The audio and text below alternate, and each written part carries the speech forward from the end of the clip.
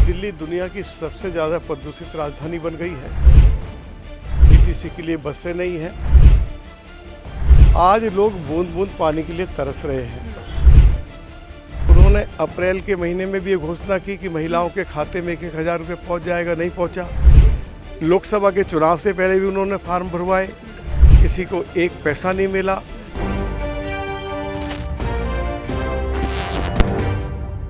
नमस्कार, बहुत स्वागत है आप सभी का। मैं हूं आपके साथ प्रतिका सिंह और आप देख रहे हैं स्टेट मेरा हिंदी। क्या बोलती दिल्ली का कारवां आज पहुंचा है छतरपुर विधानसभा क्षेत्र, जो कि दक्षिण दिल्ली के अंतर्गत आता है। यहां के मौजूदा सांसद भी बीजेपी से है। बहुत बहुत स्वागत है सर आपका।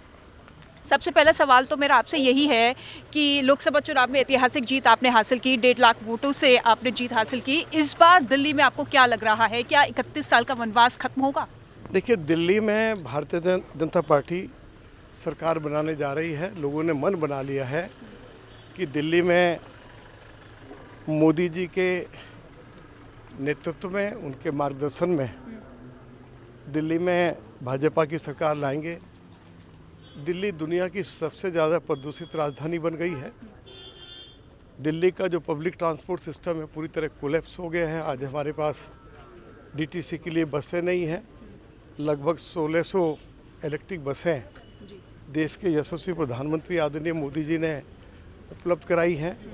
अरविंद केजरीवाल की सरकार कोई एक बस डीटीसी के लिए नहीं खरीद पाई, कोई फ्लाईओवर नहीं बना पाई, कोई हॉस्पिटल नहीं बना पाई, कोई कम्युनिटी सेंटर नहीं बना पाई, कोई अच्छा पार्क नहीं विकसित कर पाई, कोई खेल का मैदान नहीं, कोई अच्छा डेवलप कर पाए।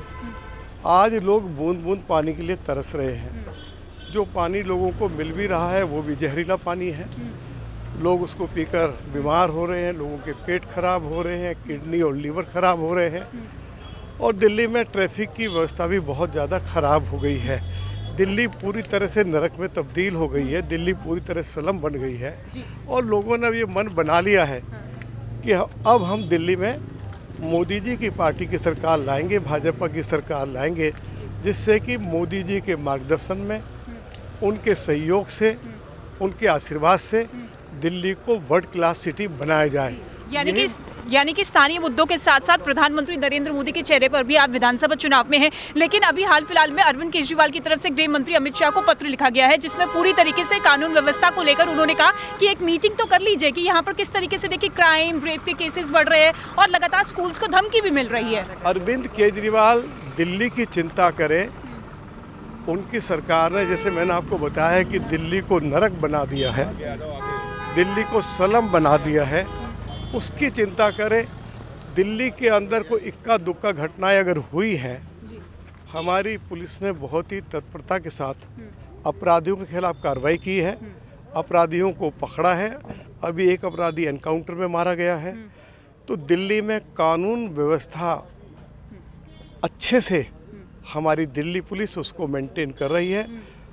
और कानून व्यवस्था को तो अरविंद केजरीवाल और उनकी पार्टी के लोगों ने कई बार ख़राब करने की कोशिश की है। अपने घर में चीफ सेक्रेटरी की पिटाई करवा देते हैं। अपने ही घर में अपनी ही पार्टी की राज्यसभा की मेंबर जो महिला हैं, स्वाति मालीवाल जी, उनकी पिटाई करवाते हैं, गाली गलौज करवाते हैं। उनके अपने सेक्रेटरी जो है उनको, उनकी अरेस्ट हुई और अरविंद केजरीवाल ने कभी उसके लिए माफ़ी नहीं मांगी। अरविंद केजरीवाल की पार्टी के अनेक विधायकों के ऊपर अटेम्प्ट टू मर्डर, बलात्कार, छेड़ाछाड़ी, अनेक तरह के आरोप लगे हैं और जेल गए हैं। उनके एक विधायक को अभी पंजाब में सजा हुई है। और सर, 31 उम्मीदवारों में से 20 के चेहरे बदल दिए गए हैं। हालांकि कांग्रेस पार्टी भी इस बार पुरजोर तरीके से चुनावी मैदान में है। शीला दीक्षित जी के बेटे को उतार दिया गया है, इसके साथ ही बड़े बड़े चेहरों को उतारा गया है। तो आपको लगता है कि कांग्रेस भी पूरी गंभीरता से इस बार के चुनाव में है? देखिए, हर पार्टी चुनाव को बहुत गंभीरता से लेती है। हमें इस बात की कोई चिंता नहीं है कांग्रेस कैसे चुनाव लड़ रही है, आम आदमी पार्टी कैसे चुनाव लड़ रही है, आम आदमी पार्टी ने कैसे उम्मीदवार मैदान में उतारे हैं। मैं इतना कह सकता हूं कि आप पूरी दिल्ली में लोगों से चर्चा करके देखिए कि इस बार विधानसभा के चुनाव में लोग क्या चाहते हैं। तो हर व्यक्ति आपको ये कहता हुआ मिलेगा कि एक चांस, एक मौका अब हम दिल्ली को ठीक करने के लिए मोदी जी को या भारतीय जनता पार्टी को देना चाहते हैं। फरवरी में जी। भारतीय जनता पार्टी की सरकार बन रही है और हम, जैसे मैंने आपको कहा है, मोदी जी का सपना है कि दिल्ली वर्ल्ड क्लास सिटी बने, दिल्ली वर्ल्ड क्लास सिटी बनेगी। सर, एक आखिरी सवाल ये है, क्योंकि संसद में इस वक्त संविधान पर खूब चर्चा हो रही है, जिस पर कल प्रधानमंत्री नरेंद्र मोदी ने 110 मिनट तक पूरा 10 संकल्प उनकी तरफ से गिनाए गए। विपक्ष का कहना है कि देखिए जुमलेबाजी है, क्योंकि जो मेन मुद्दे हैं, चाहे वो दंगे के मुद्दे हो, मणिपुर का मामला हो, संबल का मामला हो, उन मुद्दों पर पीएम मोदी जवाब नहीं देते। देखिए, मैं दिल्ली की बात करना चाहता हूँ। अगर वो ये कहते हैं कि मोदी जी जुमलेबाजी करते हैं, तो मैं अरविंद केजरीवाल और उनकी पार्टी के लोगों से पूछना चाहता हूँ कि मोदी जी के प्रधानमंत्री बनने से पहले दिल्ली में 60,000 ट्रक्स हर रोज़ एंटर होते थे, दिल्ली को प्रदूषित करते थे। मोदी जी ने दिल्ली के चारों तरफ पेरिफेरल रोड बनाई, जिसके ऊपर 43,000 करोड़ रुपया खर्चा हुआ। मेरे क्षेत्र में 6,500 करोड़ रुपया खर्च करके 12 लेन का हाईवे बनकर तैयार हो गया, शुरू हो गया है। दुनिया का सबसे बड़ा इको पार्क 1,000 एकड़ ज़मीन पर मोदी जी की सरकार ने NTPC की ज़मीन पर बदरपुर में बनाया है। प्रगति मैदान के साथ 1.5 किलोमीटर लंबी टनल मोदी जी की सरकार ने दी है, जिसके ऊपर 1,000 करोड़ रुपया खर्च हुआ है। दुनिया के बेहतरीन से बेहतरीन कन्वेंशन सेंटर्स के बारे में आपने सुना होगा। मोदी जी ने द्वारका में और प्रगति मैदान में वर्ल्ड क्लास कन्वेंशन सेंटर भी दिए हैं। मोदी जी ने दिल्ली के अंदर नेशनल वार मेमोरियल भी बनाया है। मोदी जी ने वर्ल्ड क्लास पुलिस हेडक्वार्टर भी दिया है। नेताजी सुभाष चंद्र बोस की प्रतिमा भी लगाई है। मोदी जी ने दिल्ली के अंदर जो है तीसरा रिंग रोड भी दिया है। आज मोदी जी की सरकार के रहते हुए हम 2 घंटे जयपुर में पहुंच जाते हैं, 2 घंटे हम देहरादून में पहुंच जाते हैं, 2 घंटे में हम चंडीगढ़ पहुंच जाते हैं।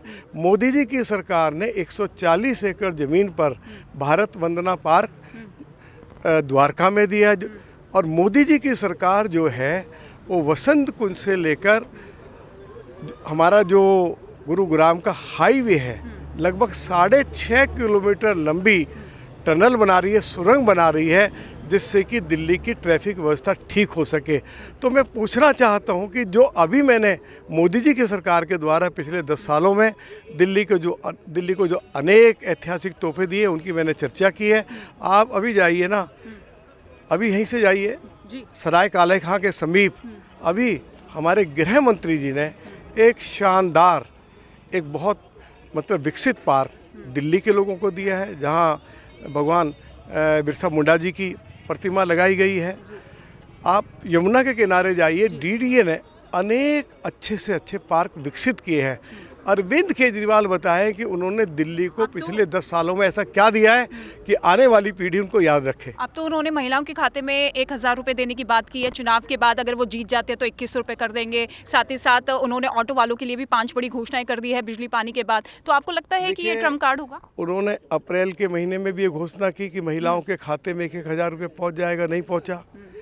लोकसभा के चुनाव से पहले भी उन्होंने फार्म भरवाए, किसी को 1 पैसा नहीं मिला। और अभी भी उन्होंने घोषणा की है किसी को 1 नया पैसा मिलने वाला नहीं है। दिल्ली में भारतीय जनता पार्टी की सरकार आ रही है। मध्य प्रदेश, छत्तीसगढ़, महाराष्ट्र में और हरियाणा में हमने महिलाओं को 2100 रुपया पेंशन दी है, सभी को मिल रही है। अरविंद केजरीवाल ने पंजाब में भी वायदा किया था, दिल्ली में भी वायदा किया, वो नहीं दे पाए। दिल्ली में भाजपा की सरकार बनेगी, हम महिलाओं को 2100 रुपया हर महीने पेंशन देंगे। ठीक है, बहुत बहुत शुक्रिया हमारे साथ जुड़ने के लिए सर। तो आपने सुना, मौजूदा सांसद का साफ तौर पे कहना है कि एक बार फिर से भारतीय जनता पार्टी की पूर्ण बहुमत के साथ सरकार बन रही है और प्रधानमंत्री नरेंद्र मोदी के चेहरे पर ही इस बार हम चुनावी मैदान में हैं। जनता कितना विश्वास जताती है वो आने वाला वक्त बताएगा। फिलहाल कैमरा पर्सन अखिल के साथ मैं ऋतिका सिंह, छतरपुर।